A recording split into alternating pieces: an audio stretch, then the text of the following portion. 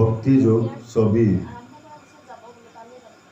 ঐৰাম ভগৱন্ত নিগদতি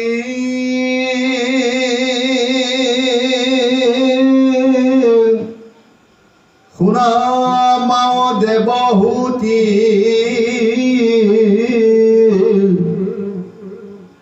এহি ধ্যানে যিটো মুক্ত ভৈল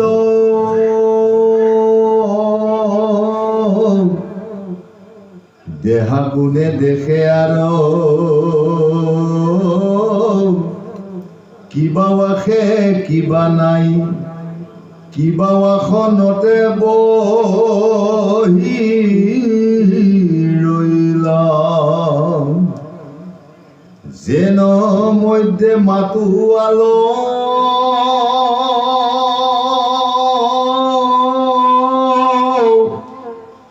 কতিৰ বস্তকু সিটো আছে নাই একো নজা নয়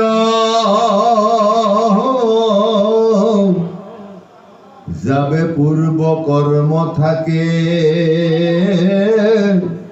তবে প্রাণ ইন্দি খমে দেহা পুনু নাখনু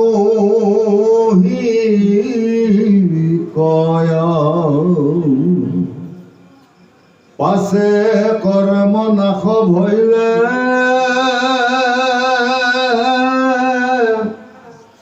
ভৌতিক শৰীৰ পৰে তেবে যোগী ব্ৰহ্মত মিলয় এৰাই সংসাৰ দুখ লভে ব্ৰহ্মানন্দ সুখ যেন জলে জল প্ৰবেশ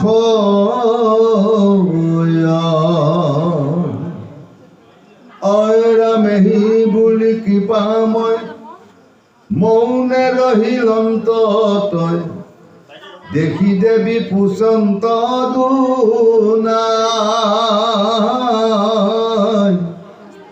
আবে বাপ ভক্তি যুগ বিস্তাৰি কহিও মুক যেন মতে বুঝু অভিপ্ৰায়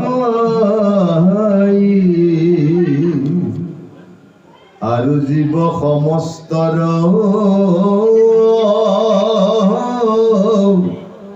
বিধিৰ সংসাৰ যেন তাকো কয়ো পপঞ্চি আমাত যাহাক জানিলে লোক সমস্ত পাপত হন্তে বিৰকতি হইবে কখাত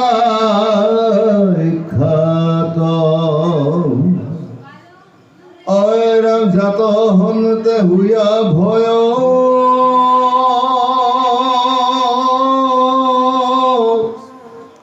লোকে পুণ্য আশ্ৰয় হেন কাল ঈশ্বৰৰ গতি কহিউক বিভাগীয়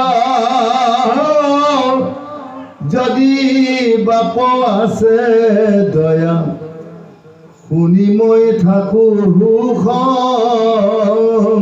প্ৰতি পৰম শ্ৰদ্ধাৰ হে সাধুগুৰু বৈষ্ণৱসকল আজি আমি বহু দূৰৰ পৰা আহি আপোনালোকৰ মুখৰ পৰাহে আমি শুনিব লাগিছিলে তথাপিতো আমি আজি এই সেৱকীৰ আমন্ত্ৰণ ক্ৰমে আমি দুই এষাৰ কৈ যাম ইয়াতে আমাৰ অজানিতে বহু ভুল ভ্ৰান্তি হৈ যাব পাৰে সমূহ ভুলকে আপোনালোকে আমাক সৰু দাস কৰি যেন ক্ষমা কৰি দিয়ে কৃষ্ণ ভগৱন্ত দিগদতি শুনামাও দেৱহূতি এহি ধ্যানে যিটো মুক্ত ভৈল দেহাকো নেদেখে আৰু কিবা অখে কিবা নাই, কিবা আসনতে বহি ৰৈল। দেৱহূতিয়ে তেওঁ গৰ্ভত যেতিয়া প্ৰভু ভগৱন্ত কপিলক নিজ ভগৱন্ত হিচাপে যেতিয়া পাইছিলে, তেতিয়া মানে তেখেতে কপিলক কৈছিলে, হে গোপা, তুমি এই পৃথিৱীত ভক্তি দিশে কোন দিশে গ'লে ভক্তি ৰাজ্যত প্ৰৱেশ কৰিব পাৰে, কোন দিশে গ'লে মানুহ জ্ঞানী গুণী পণ্ডিত হয়, আৰু এই পৃথিৱীত কালৰ পৰা ৰক্ষা পাবলৈ কি ভক্তি কৰিলে আমি গতি পাই যাওঁ, পৃথিৱীত চৰাচৰ পৃথিৱীত জীৱবিলাক মুক্তি পাব পাৰে, তুমি সুন্দৰকৈ আমাক বুজাই দিয়া। এই বুলি কোৱাত কপিল প্ৰভুৱে মাকক কৈছে, হে মা দেৱহূতি, তোমাক শ্ৰদ্ধাৰে কওঁ, এই পৃথিৱীত হৰি নামৰ বাহিৰে আৰু একো যাগ যজ্ঞ পূজা পাতল নাই। এক কৃষ্ণ দৈৱকী নন্দন কৃষ্ণত শৰণ ল'ব পাৰিলে আমি মনুষ্যজনক চাৰিমুঠি জীৱ উদ্ধাৰ হৈ যাব বুলি আজি কপিলে মাকক কৈ আছে। যেনেকৈ এজন কৰ্ম কৰা মানুহে কিবা এটা যেতিয়া মনোযোগ দি এটা কৰ্ম কৰিব, তেওঁ গাত কাপোৰ আছেনে নাই তেওঁ নিজেই ক'ব নোৱাৰে। যেনেকৈ আজি পথাৰৰ শাওণৰ মাহত ৰোৱা বোৱা সময়, ইয়াতে যিজন আচল খেতিয়ক, তেওঁ যেতিয়া এজাক বৰষুণ আহিব, তেওঁ যেতিয়া হাল মাৰিব, তেওঁ যেতিয়া কোৰ মাৰিব, তেওঁ গাত কাপোৰহে আছেনে, তেওঁ দুখহে লাগিছেনে, তেওঁ ভাগৰহে লাগিছেনে, তেওঁ ক'ব নোৱাৰা হৈ যায়। খালি কৰ্মটো কেনেকৈ হয় তাকেই চিন্তা। ঠিক প্ৰভু কৰ্ম কৰিবলৈ যাওঁতেও আমাৰ কোনোবাই আছে, কোনোবাই নাই, কোনোবাই খাইছে, কোনোবাই নাখাইছে, কোনোবাই নাতিপুতি কান্দি আছে, এইবিলাক চিন্তা বাদ কৰি খালি এক কৃষ্ণক শৰণ ল'লেহে আমাৰ এই মনুষ্যজনক লোৱা সাম্ফল হ'ব বুলি আজি কপিল প্ৰভুৱে দেৱহূতিৰ মাতৃক ধুনীয়াকৈ বুজাই আছে। সেই সাধুসকল, যদি কৃষ্ণই আমাক কৃপা কৰে, যদি কৃষ্ণই আমাক ভক্তিৰ ৰসত প্ৰেমত পেলাই দিব পাৰে, তেতিয়া কৃষ্ণৰ ৰস এবাৰ খোৱাৰ পিছত আৰু বেলেগ ৰস আপোনাৰ মোৰ মনত নপৰে। আৰু এবাৰ যদি ভাল পেৰা এটা খাই দিয়া যায়, ইয়াৰ পৰা গৈ পেলাই আপুনি গুৱাহাটীত যদি এটা পেৰা লয়, এতিয়া বোকাখাটৰ পেৰাটোৰ নিচিনা আপুনি সোৱাদ নাপায়। ঠিক তেনেকৈ কৃষ্ণৰ নামটো অমৃত। এই অমৃত মন্থন কৰিবলৈ যাওঁতে প্ৰভু ভগৱন্তই যেনেকৈ আমাক অমৃত হিচাপে প্ৰেৰণ কৰিছিলে, এই অমৃত যদি আমি সুন্দৰভাৱে যদি ধাৰণ কৰিব পাৰোঁ, তেতিয়াহ'লে আমি মনুষ্য জীৱন লৈ আমি বহু দুখ কষ্ট হাবাথুৰি খাব নালাগে বুলি আজি কপিল প্ৰভুৱে মাতৃ দেৱহূতিক সুন্দৰভাৱে জ্ঞান দি আছে। কৃষ্ণ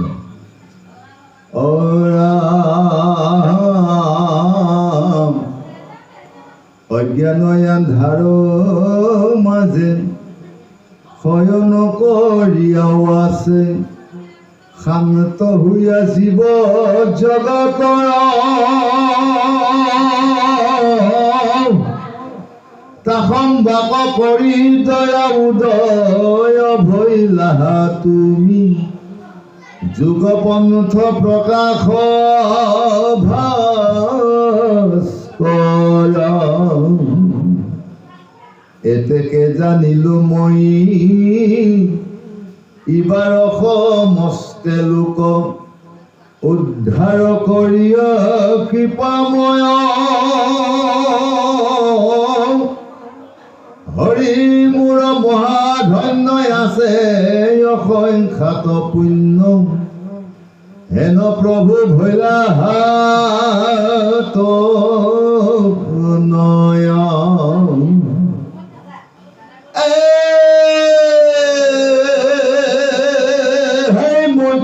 অপুলন্ত মাতৃৰ সুন্দৰ বাণী শুনি প্ৰভু কপিল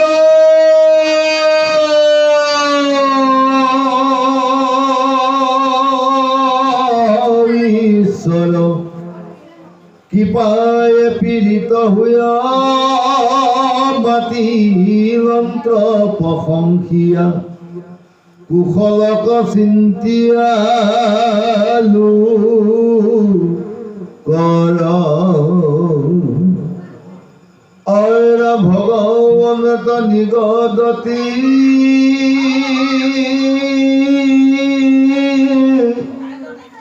ধন্য ধন্য মহামতী মনোৰঞ্জনী মূৰ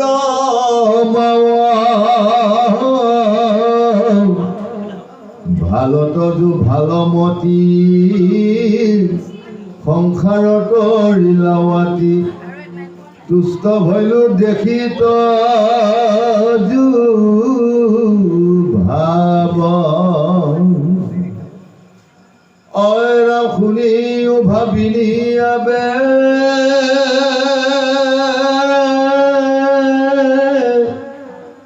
প্ৰশ্নৰ উত্তৰ কহো ভক্তু পুনু বহুবিধ নয়া কিন্তু পুৰুষৰ ফল সংকল্পৰ অনুসাৰে ভক্তি নানা মতে ভেদ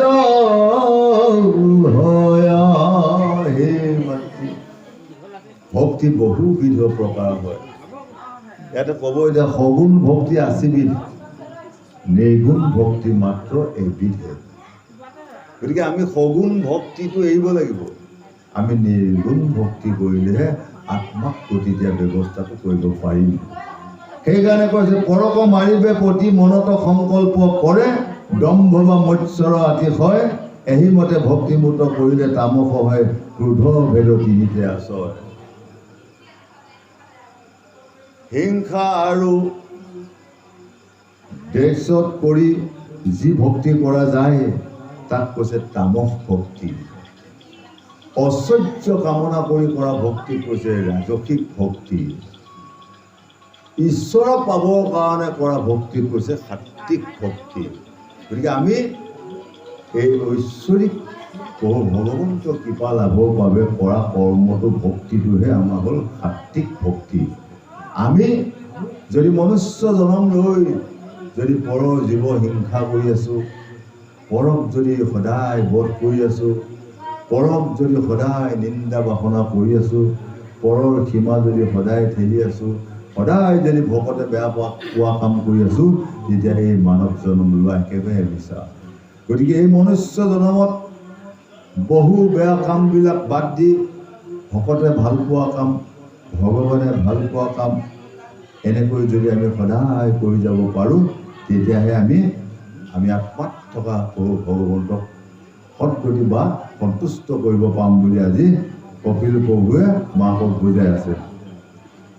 অৰাম বিষয়ত কৰি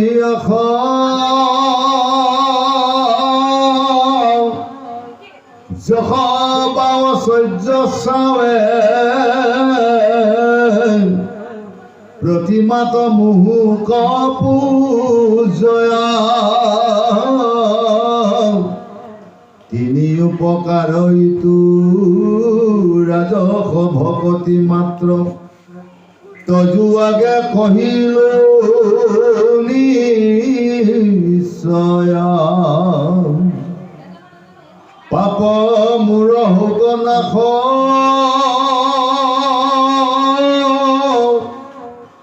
ভগৱন্ত হৌক প্ৰীতি নুহি অৱশ্যকে বিধি মানি তিনি প্ৰকাৰ ভক্তি কৰিলে সাত্বিক বুলি নিশ্চয় কৰিলো